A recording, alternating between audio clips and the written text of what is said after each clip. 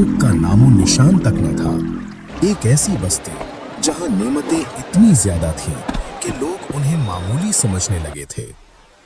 लेकिन फिर क्या हुआ कि दुनिया की सबसे पुरैशिश कौम रातों रात मिट्टी का ढेर बन गई। ना कोई दुश्मन फौज आई, ना कोई जलजला, सिर्फ एक छोटा सा चूहा और अल्लाह का गजबनाक अज़ाब। आज की ये दास्तान सिर्फ एक वाकया नहीं है, बल्कि हर उस शख्स के लिए नसीहत है जो अपनी दौलत पर गुरूर करता है। चलिए देखते हैं जन्नत अर्जी से वीराने तक का ये खौफनाक सफर। अरब के जनूबी इलाके यमन में आबाद ये कौम अपने वक्त की सबसे खुशहाल कौम थी। सुभान अल्लाह, अल्लाह ने उन्हें ऐसी जरखेज जमीन दी थी कि हवा में भी फूलों की महक होती थी। इनका असल फख्र मारब डैम था, एक अजीम शान बंद। कुरान कहता है कि इनके शहर के दोनों तरफ फलों से लदे हसीन बाग थे। मुसाफिर गुजरते तो उन्हें खाना साथ रखने की जरूरत नहीं पड़ती थी, फल खुद ब खुद उनकी झोली में गिरते थे।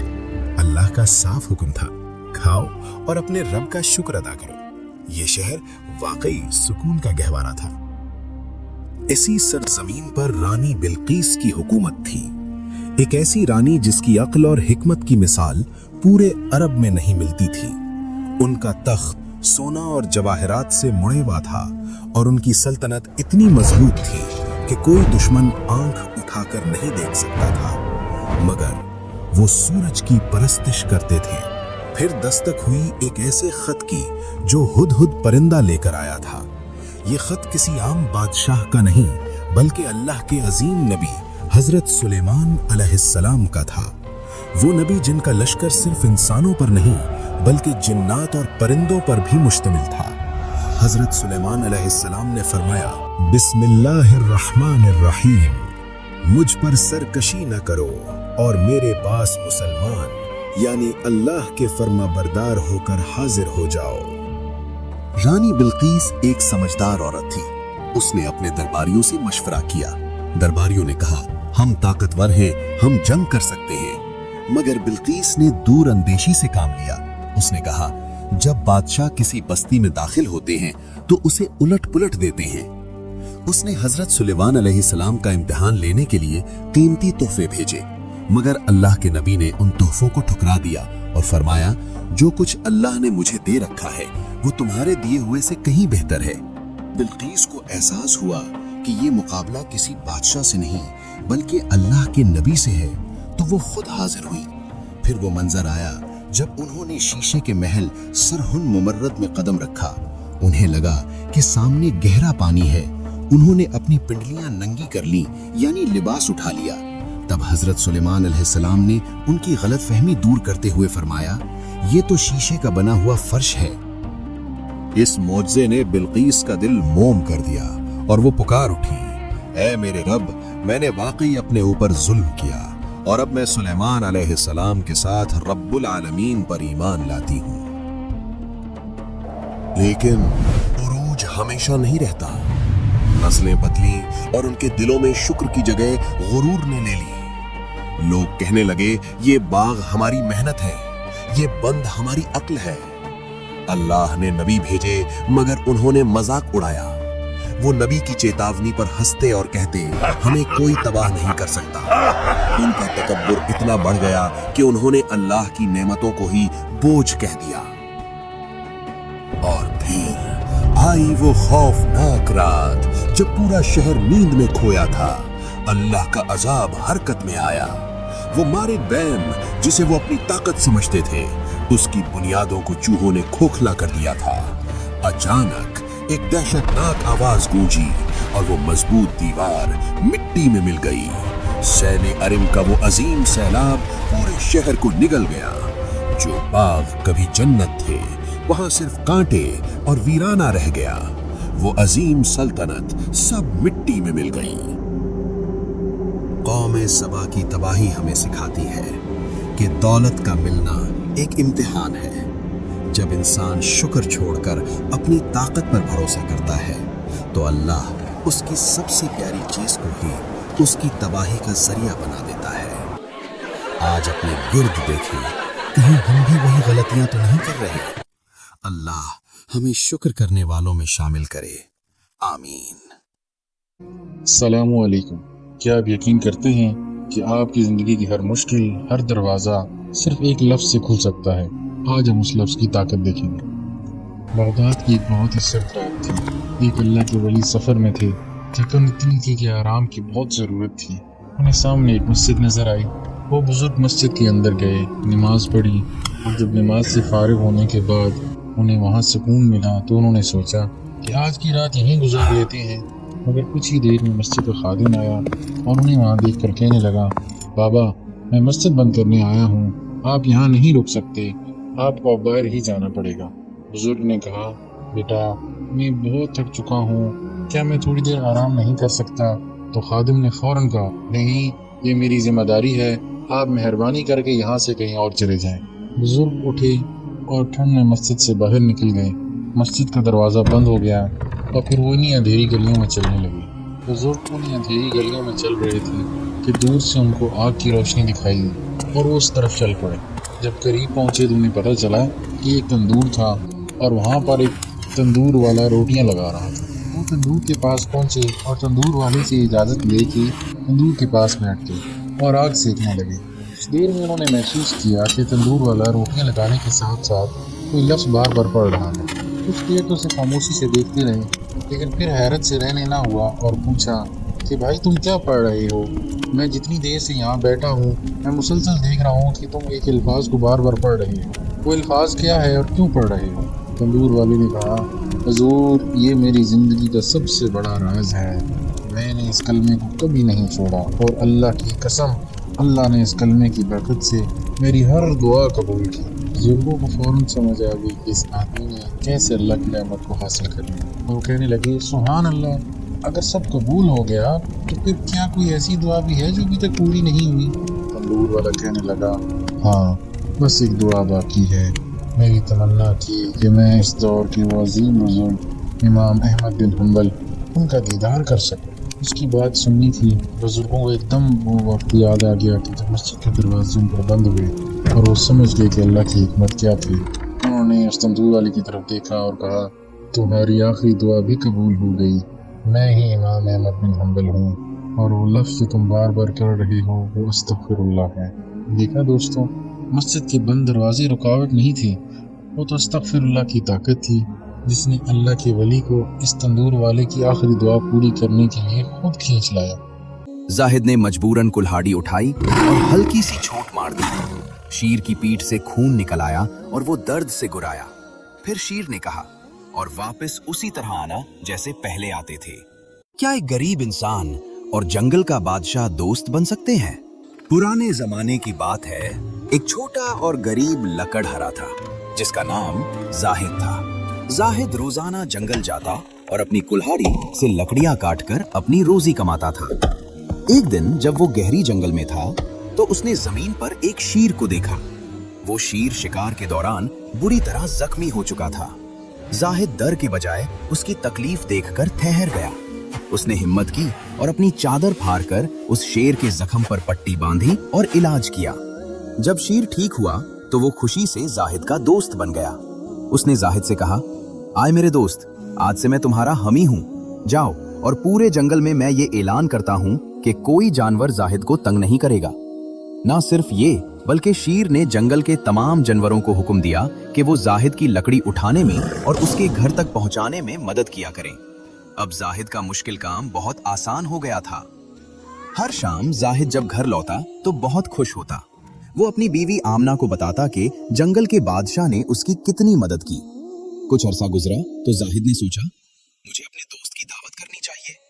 उसने बीवी से कहकर अच्छा खाना और गोश्त तैयार करवाया। जब जंगल का बादशाह जाहिद के घर दावत पर आया और आमना ने दरवाजे पर उस बड़े शानदार शीर को देखा तो उसका मुंह बन गया। जैसे ही शीर बैठ गया, आमना ने जाहिद से हल्की आवाज में लेकिन शिकायत के अंदाज में कहा, मुझे लगा था कोई बड़ा बादशाह आएगा, हमारी इतनी क्या हैसियत रह गई है कि हम जानवरों से दोस्ती कर रहे हैं। शीर ने ये बात सुन ली। वो पल भर के लिए खामोश हो गया। उसके चेहरे पर जख्म से ज्यादा गहरा घम उतर आया। वो चुपचाप उठा और बिना कुछ खाए वापस जंगल चला गया। रोज रात को न्यूज स्टोरी सुनना चाहते हो तो अभी सब्सक्राइब करो, मिलके सुनेंगे दोस्त। अगले दिन जाहिद जब जंगल गया तो उसने देखा कि शेर अकेला बैठा है। शेर ने जाहिद से कहा, आए मेरे दोस्त, जिस कुल्हाड़ी से तुम लकड़ियां काटते हो उसे मेरी कमर पर पूरी कुव्वत से मारो। जाहिर घबरा गया। ऐसा मत कहिए, मैं आपको तकलीफ नहीं दे सकता। लेकिन उसने हुक्मी लहजे में कहा, मारो, वरना मैं जंगल का बादशाह हूं, मैं जबरदस्ती भी करवा सकता हूं। जाहिद ने मजबूरन कुल्हाड़ी उठाई, हल्की सी चोट मार दी। शेर की पीठ से खून निकल आया और वो दर्द से गुराया। फिर शेर ने कहा, और वापस उसी तरह आना जैसे पहले आते थे। सब जानवर तुम्हारी मदद करेंगे, जो हुआ भूल जाओ। 6 महीने गुजर गए। जाहिद का काम फिर से आसान था। जानवर मदद कर रहे थे, लेकिन जाहिद हमेशा उदास रहता था। एक दिन शेर जाहिद के पास आया और मुस्कुराकर कहा, जाहिद, वो कुल्हाड़ी लाओ जिससे तुमने मुझे चोट मारी थी। जाहिद कुल्हाड़ी ले आया। शेर ने अपनी कमर जाहिद के सामने की और कहा, वो जख्म ढूंढो जो तुमने अपनी कुल्हाड़ी से दिया था। जाहिद ने बहुत तलाश किया, मगर शेर की कमर पर जख्म का कोई निशान नहीं मिला। शेर ने एक गहरी सांस ली और कहा, आए मेरे दोस्त, जो जख्म तुमने अपनी कुल्हाड़ी से दिया था उसका दर्द और निशान दोनों वक्त के साथ खत्म हो गए, मगर आज भी तुम्हारी बीवी की कहीं हुई उस एक बात का जख्म मेरे दिल में जिंदा है। जाहिद ये सुनकर सर झुकाकर रो पड़ा। वो समझ गया कि जबान का दिया हुआ जख्म हाथ के दिए हुए जख्म से लाखों दर्जा ज्यादा गहरा होता है। कहानी का सबक, जबान का दिया हुआ जख्म नजर तो नहीं आता, लेकिन उसकी तकलीफ कभी खत्म नहीं होती। इसलिए जब भी हम अपनी जबान का इस्तेमाल करें तो ये सोचें कि इससे किसी की तजलील न हो, किसी के एहसास को ठेस न पहुंचे। मैंने अपने पीछे कुछ आहट सी सुनी। मैंने जो मुड़ के देखा तो एक बहुत बड़ा काला जवान मेरे पीछे दौड़ रहा था। उसकी बड़ी बड़ी आंखें थीं, मुंह खुला हुआ था और वो बेतहाशा मेरी तरफ दौड़ा हुआ आ रहा था। मैं इसके डर से घबरा कर खौफजदा होकर जोर से भागने लगा। हजरत मालिक बिन दीनार रहमतुल्लाह अलैह मशहूर बुजुर्गों में से हैं। वो इब्तिदा में कुछ अच्छे हाल में न थे। एक शख्स ने उनसे उनकी तौबा का किस्सा पूछा कि क्या बात पेश आई जिस पे आपने अपनी साबका जिंदगी से तौबा कर ली। वो कहने लगे कि मैं एक सिपाही था और शराब का बहुत शौकीन था, हर वक्त ही शराब पीता रहता था। मैंने एक बांदी खरीदी जो बहुत ही खूबसूरत थी और मुझे उससे बहुत ताल्लुक भी था। उससे मेरी एक लड़की पैदा हुई। मुझे इस लड़की से भी बहुत मोहब्बत थी। वो लड़की भी मुझसे बहुत मानूस थी, यहाँ तक कि वो पाँव चलने लगी तो इस वक्त मुझे इससे और भी ज़्यादा मोहब्बत हो गई कि हर वक्त वो मेरे पास ही रहती थी। लेकिन उसकी आदत ये थी कि जब मैं शराब का गिलास पीने के लिए उठाता तो वो मेरे हाथों से छीन कर मेरे कपड़ों पर फेंक देती। मोहब्बत ज़्यादा थी इसलिए मैं उसको डांट भी ना पाता था। जब वो 2 बरस की हो गई तो उसका इंतकाल हो गया। इस सदमे ने मेरे दिल में जख्म कर दिया। एक दिन 15 शाबान की रात थी। मैं शराब में मस्त था, इशा की नमाज भी ना पढ़ी और इसी हाल में सो गया। मैंने ख्वाब में देखा कि हशर कायम हो गया, लोग कब्रों से निकल रहे हैं।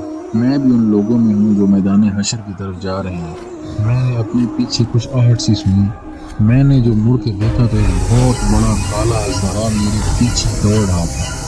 उसकी बड़ी बड़ी आंखें थीं, मुंह खुला हुआ था और वो बेतहाशा मेरी तरफ दौड़ा हुआ आ रहा था। मैं इसके डर से घबरा कर खौफजदा होकर जोर से भागने लगा और वो मेरे पीछे भागा चला आ रहा था।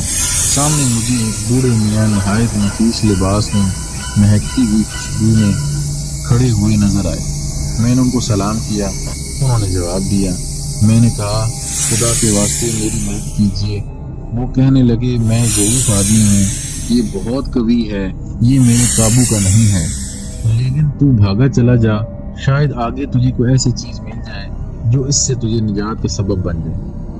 मैं बेतहाशा भाग रहा था तो मेरी एक टीले पर नजर पड़ी, मगर वहां चढ़ते ही मुझे जहन्नम की दहकती हुई आग उस टीले से नजर आई। उसकी दहशतनाक सूरत और उसके मनाजिर नजर आए और उन सब हालात को देखने के बावजूद उस सांप की इतनी वहशत मुझ पर सवार थी कि मैं इसी तरह भागता जा रहा और मैं करीब ही था कि मैं जहन्नम के गड्ढे में गिर जाऊं। इतनी जोर की आवाज़ मुझे सुनाई दी। कोई कह रहा था कि पीछे हट, तू इन जहन्नमी लोगों में से नहीं है। मैं वहाँ से फिर पीछे को दौड़ा और सांप भी फिर मेरी तरफ पीछे पीछे आ रहा था। मुझे फिर वो बड़े मियाँ सफ़ेद लिबास वाले नजर पड़े। मैंने उनसे फिर कहा कि मैंने पहले भी दरख्वास्त की थी कि इस अजदहे से मेरी किसी तरह जान छुड़ा दें। आपने कबूल न किया। वो बड़े मियाँ रोने लगे और कहने लगे कि मैं बहुत ज़ईफ़ हूँ, ये बहुत कवी है, ये बहुत ताकतवर है, मैं इसका मुकाबला नहीं कर सकता। अलबत्ते सामने ये दूसरी पहाड़ी है, इस पर चढ़ जा। इसमें मुसलमानों की कुछ अमानतें रखी हैं। मुमकिन है कि तेरी भी कोई ऐसी चीज़ वहाँ हो जिससे तुझे मदद मिले और तू उस अजदहे से बच सके। मैं भागा हुआ उस पर चढ़ गया और अजदहा मेरे पीछे पीछे चला आ रहा था। वहाँ मैंने एक गोल पहाड़ देखा। उसमें बहुत से ताक खुले हुए थे और उन पर पर्दे पड़े हुए थे। मैं जब उस पर चढ़ने लगा तो फरिश्तों ने आवाज़ दी कि कवाड़ खोल दो और पर्दे उठा दो और बाहर निकल आओ। शायद इस परेशान हाल की कोई अमानत तुम में ऐसी हो जो इस वक्त इसको इस मुसीबत से निजात दे। उसकी आवाज़ के साथ एकदम कवाड़ खुले और पर्दे उठे और उसमें चांद जैसी सूरत वाले बहुत से बच्चे निकले। मगर मैं इंतहाई परेशान था कि वो सांप मेरे दिल के करीब पहुंचने वाला था। इतने में वो बच्चे चिल्लाने लगे, अरे तुम सब जल्दी से निकल आओ, वो सांप तो इसके पास ही आने वाला है। इस पर फौजी की फौजें बच्चों की निकल आईं। इनमें दफतन मेरी निगाह अपनी 2 साल की बच्ची पर पड़ी जो मर गई थी। वो मुझे देख के ही रोने लगी और कहने लगी, खुदा की कसम, ये तो मेरे अब्बा जान है। और ये कहते ही तीर की तरह कूद कर एक नूर के पलड़े पर चढ़ी और अपने बाएं हाथ को मेरे दाहिने हाथ की तरफ बढ़ाया। मैं जल्दी से उससे लिपट गया और इसने अपने दाहिने हाथ को सांप की तरफ बढ़ा दिया। वो फौरन पीछे को भागने लगा। फिर इसने मुझे बिठाया और खुद मेरी गोद में बैठ गई। अपने दाहिने हाथ को मेरी दाढ़ी पर फेरने लगी और कहने लगी, क्या ईमान वालों के लिए इस बात का वक़्त अभी तक नहीं आया कि उनके दिल अल्लाह के जिक्र के वास्ते और उस हक बात के वास्ते जो उन पर नाजिल हुई है झुक जाएं। ये कुरान पाक की एक आयत का मफहूम है। उसकी ये बात सुनकर मैं रोने लगा। मैंने पूछा, क्या बेटी तुम सब कुरान शरीफ को जानती हो? वो कहने लगी, हम सब कुरान शरीफ को तुम सबसे बेहतर जानते हैं। मैंने पूछा, बेटी ये सांप क्या बला थी जो मेरे पीछे लग गई थी? इसने कहा, ये आपके बुरे अमाल थे।